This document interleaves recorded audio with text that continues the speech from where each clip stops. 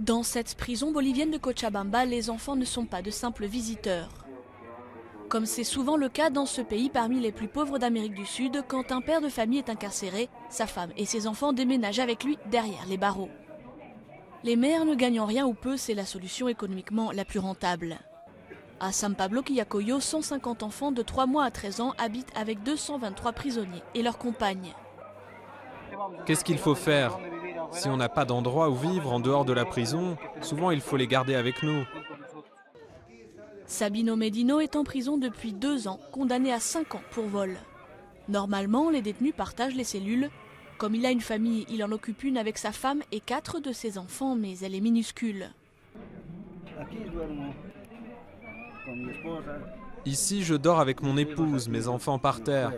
On étend leur petit lit et c'est comme ça qu'on dort. Les enfants sortent le matin de la prison pour aller à l'école et le reste de la journée se passe à jouer derrière les barreaux. Je pense qu'ils sont heureux dans leur innocence à côté de leurs parents. La seule chose, c'est qu'il faut améliorer leurs conditions de vie. Le gouvernement garantit à chaque prisonnier 6,6 bolivianos, soit moins d'1 euro par jour. Avec cela, il faut nourrir la famille. Mais à San Pablo Quillacollo, l'ONG suisse Voix Libre dirige un projet de microcrédit délivrant des prêts de 100 à 300 euros pour que les prisonniers puissent investir dans un atelier de menuiserie. L'association aide à vendre les travaux à l'extérieur.